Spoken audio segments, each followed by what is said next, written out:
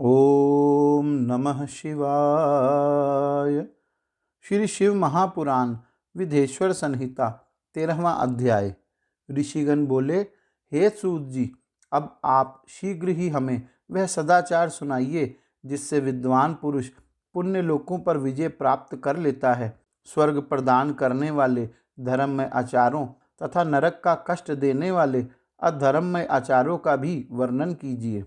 सूत जी बोले, हे ऋषियों, सदाचार का पालन करने वाला विद्वान ब्राह्मण ही वास्तव में ब्राह्मण नाम धारण करने का अधिकारी है। जो केवल वेदोक्त आचार का पालन करने वाला है, उस ब्राह्मण की विप्र संज्ञा होती है। सदाचार, वेदाचार और विद्या, इनमें से एक एक गुण से ही युक्त होने पर उसे द्विज कहते हैं। जिसमें स्वल्प मात्रा में ही आचार का पालन देखा जाता है, जिसने वेदाध्यान भी बहुत कम किया है, तथा जो राजा का सेवक अर्थात पुरोहित, मंत्री आदि है, उसे क्षत्रिय ब्राह्मण कहते हैं। जो ब्राह्मण कृषि तथा वाणिज्य कर्म करने वाला है और कुछ कुछ ब्राह्मणोचित आचार का भी पालन करता है, वह वैश्य ब्राह्मण है। तथा जो स्वयं ही खेत जोतता, हल चलाता है, उसे शूद्र ब्राह्मण कहा गया है। जो दूसरों के दोष देखने वाला और परद्रोही है, उसे चंडाल द्विज कहते हैं। इसी तरह क्षत्रियों में भी जो पृथ्वी का पालन करता है, वह राजा है। दूसरे लोग राजत्वहीन क्षत्रिय माने गए हैं। वैश्यों में भी जो धान्य आदि वस्तुओं का क्रय विक्रय करता है, वह वैश्य है। दूसरों को वणिक कहते हैं। जो ब्राह्मणों, क्षत्रियों तथा वैश्यों की सेवा में लगा रहता है, वह शूद्र कहलाता है। जो शूद्र हल जोतने का काम करता है, उसे वृषल समझना चाहिए। शेष शूद्र दस्यु कहलाते हैं।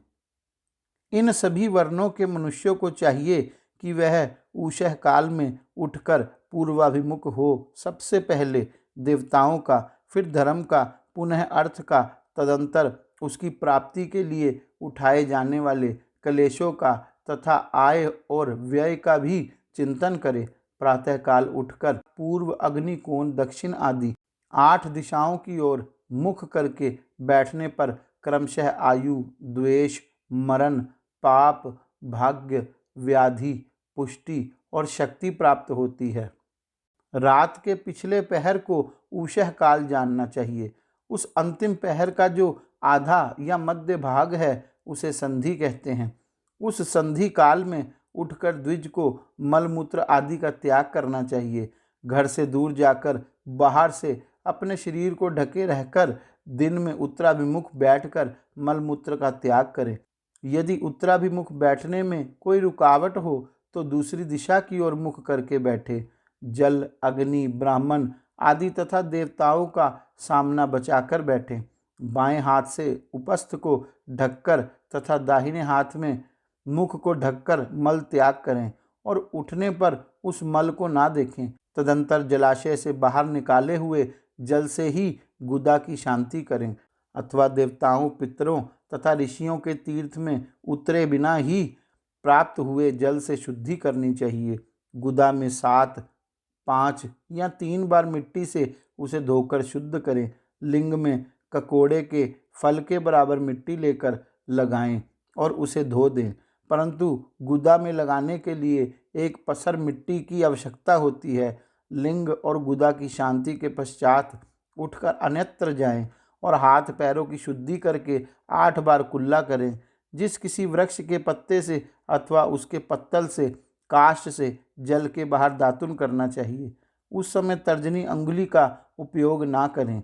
यह दंत शुद्धि का विधान बताया गया है। तदंतर जल संबंधी देवताओं को नमस्कार करके मंत्र पाठ करते हुए स्नान करें। यदि कंठ तक या कमर तक पानी में खड़े होने की शक्ति ना हो तो घुटने तक जल में खड़ा होकर अपने ऊपर जल छिड़क कर मंत्रोच्चारण पूर्वक स्नान कार्य संपन्न करें। विद्वान पुरुष को चाहिए कि वहाँ तीर्थ जल से देवता आदि का स्नानांग तर्पण भी करें। इसके बाद धौत वस्त्र लेकर 5 कच्छ करके उसे धारण करें। साथ ही कोई उत्तरी भी धारण कर लें, क्योंकि संध्या वंदन आदि सभी कर्मों में उसकी आवश्यकता होती है। नदी आदि तीर्थों में स्नान करने पर स्नान संबंधी उतारे हुए वस्त्र को वहां ना धोएं। स्नान के पश्चात विद्वान पुरुष उस वस्त्र को बावड़ी में, कुएं के पास अथवा घर आदि में ले जाए और वहां पत्थर पर, लकड़ी आदि पर, जल में या स्थल में अच्छी तरह धोकर उस वस्त्र को निचोड़ें। हे द्विजों, वस्त्र को निचोड़ने से जो जल गिरता है वह पितरों की तृप्ति के लिए होता है। इसके बाद जाबाली उपनिषद में बताए गए अग्नि रीति मंत्र से भस्म लेकर उसके द्वारा त्रिपुंड लगाएं। इस विधि का पालन ना किया जाए, इसके पूर्व ही यदि जल में भस्म गिर जाए तो कर्ता नरक में जाता है। आपोहिष्ठा इस मंत्र से पाप शांति के लिए सिर पर जल छिड़कें तथा यस्य शयाय इस मंत्र को पढ़कर पैर पर जल छिड़कें। इसे संधि प्रोक्षण कहते हैं। आपोहिष्ठा इत्यादि मंत्र में 3 ऋचाएँ हैं और प्रत्येक ऋचा में गायत्री छंद के 3-3 चरण हैं। इसमें से प्रथम ऋचा के 3 चरणों का पाठ करते हुए क्रमशः पैर, मस्तक और हृदय में जल छिड़कें। दूसरी ऋचा के 3 चरणों को पढ़कर क्रमशः मस्तक, हृदय और पैर में जल छिड़कें तथा तीसरी ऋचा के 3 चरणों का पाठ करते हुए क्रमशः हृदय, पैर और मस्तक का जल से प्रोक्षण करें। इसे विद्वान पुरुष मंत्र स्नान मानते हैं। किसी अपवित्र वस्तु के किंचित स्पर्श हो जाने पर, अपना स्वास्थ्य ठीक न रहने पर, राज्य भय या राष्ट्र भय उपस्थित होने पर तथा यात्रा काल में जल की उपलब्धि न होने की विवशता आ जाने पर मंत्र स्नान करना चाहिए। प्रातःकाल सूर्यश्च या मनुष्च इस सूर्यानुवाक से तथा सायंकाल अग्निश्च या मनुष्च इस अग्नि संबंधी अनुवाक से जल का आचमन करके पुनः जल से अपने अंगों को प्रोक्षण करें। मध्यकाल में भी आपः पुनंतु इस मंत्र से आचमन करके पूर्ववत प्रोक्षण करना चाहिए। प्रातःकाल की संध्योपासना में गायत्री मंत्र का जप करके 3 बार ऊपर की और सूर्य देव को अर्घ देना चाहिए। हे ब्राह्मणों, मध्यकाल में गायत्री मंत्र के उच्चारण पूर्वक सूर्य को एक ही अर्घ देना चाहिए। फिर सायंकाल आने पर पश्चिम की ओर मुख करके बैठ जाएं और पृथ्वी पर ही सूर्य के लिए अर्घ दें। प्रातःकाल और मध्यकाल के समय अंजलि के अर्घ जल लेकर अंगुलियों की ओर से सूर्य देव के लिए अर्घ दें। अंगुलियों के छिद्र से ढलते हुए सूर्य को देखें तथा उनके लिए आत्म प्रदक्षिणा करके शुद्ध आचमन करें। सायंकाल में सूर्यास्त से 2 घड़ी पहले की हुई संध्या निष्फल होती है, क्योंकि वह साय संध्या का समय नहीं है। ठीक समय पर संध्या करनी चाहिए, ऐसी शास्त्र की आज्ञा है। यदि संध्योपासना किए बिना दिन बीत जाए तो प्रत्येक समय के लिए क्रमशः प्रायश्चित करना चाहिए। यदि एक दिन बीते तो प्रत्येक बीते हुए संध्या काल के लिए नित्य नियम के अतिरिक्त 100 गायत्री मंत्र का अधिक जप करें। यदि नित्य कर्म के लुप्त हुए 10 दिन से अधिक दिन बीत जाएं तो उसके प्रायश्चित रूप में 1 लाख गायत्री का जप करना चाहिए। यदि 1 मास तक नित्य कर्म छूट जाए तो पुनः अपना उपनयन संस्कार कराएं। अर्थ सिद्धि के लिए ईश गौरी, कार्तिकेय, विष्णु, ब्रह्मा, चंद्रमा और यम का तथा ऐसे ही अन्य देवताओं का भी शुद्ध जल से तर्पण करें। तत्पश्चात तर्पण कर्म को ब्राह्मण करके शुद्ध आचमन करें। तीर्थ के दक्षिण भाग में प्रशस्त मठ में, मंत्रालय में, देवालय में, घर में अथवा अन्य किसी नियत स्थान में आसन पर स्थिरतापूर्वक बैठकर विद्वान पुरुष अपनी बुद्धि को स्थिर करे और संपूर्ण देवताओं को नमस्कार करके पहले प्रणव का जप करने के पश्चात गायत्री मंत्र की आवृत्ति करे। प्रणव के अ, उ, म इन तीनों अक्षरों से जीव और ब्रह्म की एकता का प्रतिपादन होता है। इस बात को जानकर प्रणव का जप करना चाहिए। जप काल में यह भावना करनी चाहिए कि हम तीनों लोकों की सृष्टि करने वाले ब्रह्मा, पालन करने वाले विष्णु तथा संहार करने वाले रुद्र की जो स्वयं प्रकाश चिन्मय है उपासना करते हैं। यह ब्रह्म स्वरूप ओंकार हमारी कर्मेंद्रियों और ज्ञानेंद्रियों की वृत्तियों को, मन की वृत्तियों को तथा बुद्धि वृत्तियों को सदा भोग और मोक्ष प्रदान करने वाले धर्म एवं ज्ञान की ओर प्रेरित करे। बुद्धि के द्वारा प्रणव के इस अर्थ का चिंतन करता हुआ जो इसका जप करता है वह निश्चय ही ब्रह्म को प्राप्त कर लेता है। अथवा अर्थानुसंधान के बिना भी प्रणव का नित्य जप करना चाहिए। इससे ब्राह्मण तत्व की पूर्ति होती है। ब्राह्मण तत्व की पूर्ति के लिए श्रेष्ठ ब्राह्मण को प्रतिदिन प्रातःकाल 1 सहस्त्र गायत्री मंत्र का जप करना चाहिए। मध्याह्न काल में 100 बार और संध्या काल में 28 बार जप की विधि है। अन्य वर्ण के लोगों को अर्थात क्षत्रिय और वैश्य को तीनों संध्याओं के समय यथासाध्य गायत्री जप करना चाहिए।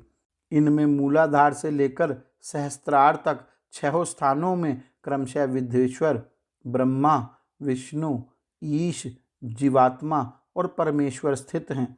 इन सब में ब्रह्म बुद्धि करके इनकी एकता का निश्चय करें और वह ब्रह्म मैं हूँ ऐसी भावना से युक्त होकर जप करें। उन्हीं विदेश्वर आदि की ब्रह्मरंध्र आदि में तथा इस शरीर से बाहर भी भावना करें।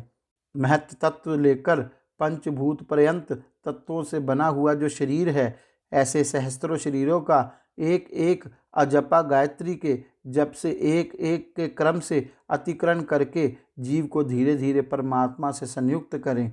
यह जप का तत्व बताया गया है। 100 अथवा 28 मंत्रों के जप से उतने ही शरीर का अतिक्रमण होता है। इस प्रकार जो मंत्रों का जप है इसी को आदि क्रम से वास्तविक जप जानना चाहिए। 1000 बार किया हुआ जप ब्रह्मलोक प्रदान करने वाला होता है ऐसा जानना चाहिए। 100 बार किया हुआ जप इंद्रपद की प्राप्ति कराने वाला माना गया है। ब्राह्मणेतर पुरुष आत्मरक्षा के लिए जो स्वल्प मात्रा में जप करता है वह ब्राह्मण के कुल में जन्म लेता है। इस प्रकार प्रतिदिन सूर्योपस्थान करके उपयुक्त रूप से जप का अनुष्ठान करना चाहिए। 12 लाख गायत्री का जप करने वाला पुरुष पूर्ण रूप से ब्राह्मण कहा गया है। जिस ब्राह्मण ने 1 लाख गायत्री का भी जप न किया हो उसे वैदिक कार्य में ना लगाएं। 70 वर्ष की अवस्था तक नियम पालन पूर्वक कार्य करें। इसके बाद ग्रह त्याग कर संन्यास ले लें। परिव्राजक या सन्यासी पुरुष नित्य प्रातःकाल 12,000 प्रणव जप करे। यदि एक दिन नियम का उल्लंघन हो जाए तो दूसरे दिन उसके बदले में उतना मंत्र और अधिक जपना चाहिए। इस प्रकार जप को चलाने का प्रयत्न करना चाहिए। यदि क्रमशः 1 मास उल्लंघन का व्यतीत हो गया तो 1.5 लाख जप करके उसका प्रायश्चित करना चाहिए। इससे अधिक समय तक नियम का उल्लंघन हो जाए तो पुनः नए सिरे से गुरु से नियम ग्रहण करें। ऐसा करने से दोषों की शांति होती है, अन्यथा रौरव नरक में जाना पड़ता है। जो सकाम भावनाओं से युक्त गृहस्थ ब्राह्मण है उसी को धर्म तथा अर्थ के लिए यत्न करना चाहिए। मुमुक्षु ब्राह्मणों को तो सदा ज्ञान का ही अभ्यास करना चाहिए।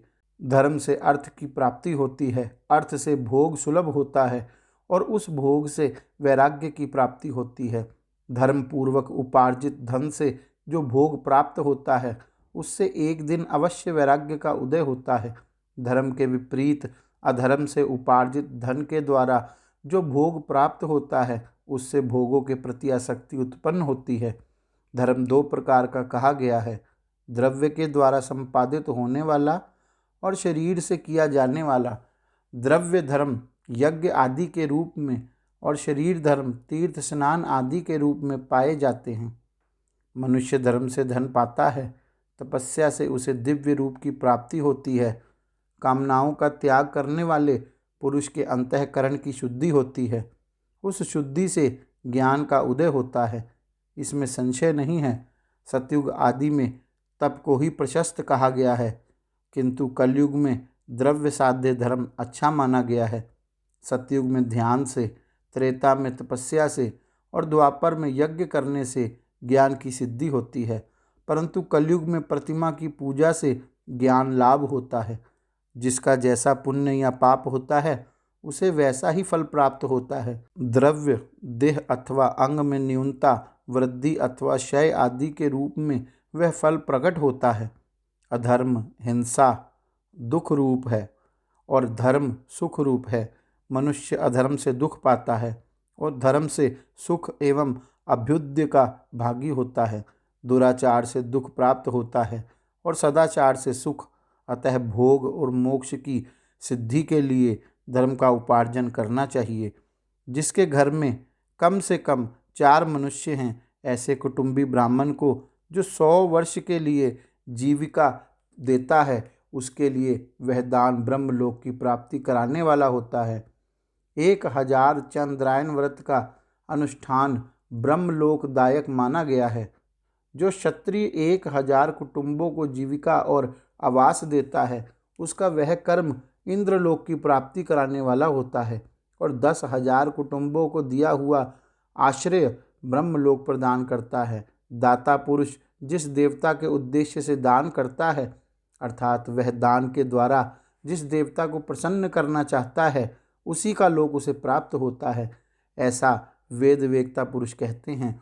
धनहीन पुरुष सदा तपस्या का उपार्जन करे, क्योंकि तपस्या और तीर्थ सेवन से अक्षय सुख पाकर मनुष्य उसका उपभोग करता है। अब मैं न्यायतः धन के उपार्जन की विधि बता रहा हूँ। ब्राह्मण को चाहिए कि वह सदा सावधान रहकर विशुद्ध प्रतिग्रह, दान ग्रहण तथा याजन, यज्ञ कराने आदि से धन का अर्जन करे। वह इसके लिए कहीं दीनता ना दिखाए और ना अत्यंत क्लेशदायक कर्म ही करे। क्षत्रिय बाहुबल से धन का उपार्जन करें और वैश्य कृषि एवं गोरक्षा से। न्यायोपार्जित धन का दान करने से दाता को ज्ञान की सिद्धि होती है। ज्ञान सिद्धि द्वारा सब पुरुषों को गुरु कृपा से मोक्ष सिद्धि सुलभ होती है। मोक्ष से स्वरूप की सिद्धि ब्रह्म रूप से स्थिति प्राप्त होती है, जिससे परमानंद का अनुभव करता है। हे द्विजो, मनुष्य को यह सब सत्संग से प्राप्त होता है। गृहस्थाश्रमी को धन धान्य आदि सभी वस्तुओं का दान करना चाहिए।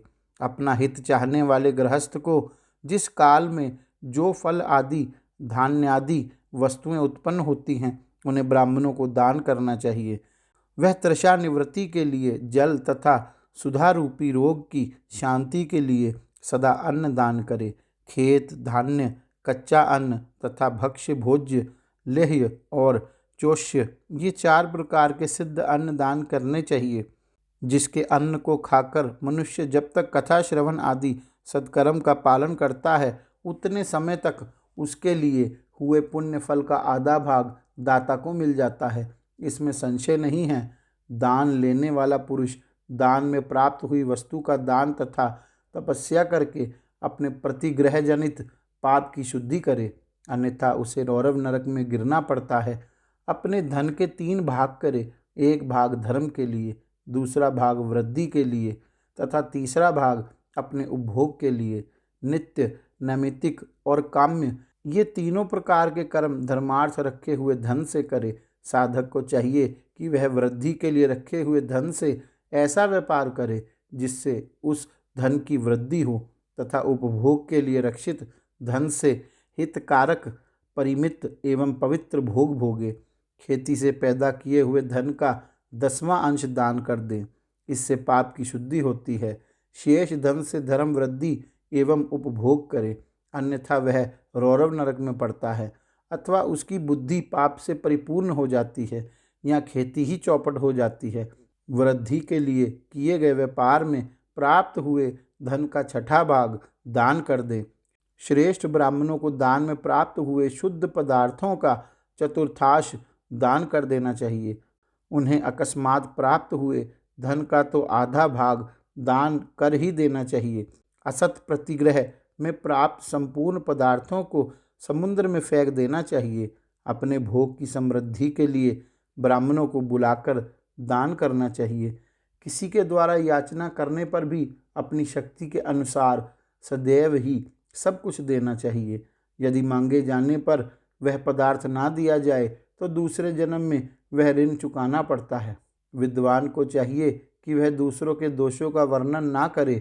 हे ब्राह्मण, द्वेषवश दूसरों के सुने या देखे हुए छिद्र को भी प्रकट ना करे। विद्वान पुरुष ऐसी बात ना कहे जो समस्त प्राणियों के हृदय में रोष पैदा करने वाली हो। ऐश्वर्य की सिद्धि के लिए दोनों संध्याओं के समय अग्निहोत्र करें। यदि असमर्थ हो तो वह एक ही समय सूर्य और अग्नि को विधि पूर्वक दी हुई आहुति से संतुष्ट करे। चावल, धान्य, घी, फल, कंद तथा हविष्य, इनके द्वारा विधि पूर्वक स्थालीपाक बनाएं तथा यथोचित रीति से सूर्य और अग्नि को अर्पित करें। यदि हविष्य का अभाव हो तो प्रधान होम मात्र करें। सदा सुरक्षित रहने वाली अग्नि को विद्वान पुरुष अजस्त्र की संज्ञा देते हैं। यदि असमर्थ हो तो संध्या काल में जप मात्र या सूर्य की वंदना मात्र कर लें। आत्मज्ञान की इच्छा वाले तथा धनार्थी पुरुषों को भी इस प्रकार विधिवत उपासना करनी चाहिए। जो सदा ब्रह्म यज्ञ में तत्पर रहते हैं, देवताओं की पूजा में लगे रहते हैं, नित्य अग्नि पूजा एवं गुरु पूजा में अनुरुक्त होते हैं तथा ब्राह्मणों को तृप्त किया करते हैं, वे सब लोग स्वर्ग के भागी होते हैं। गौरी शंकर भगवान की जय। ओम नमः शिवाय।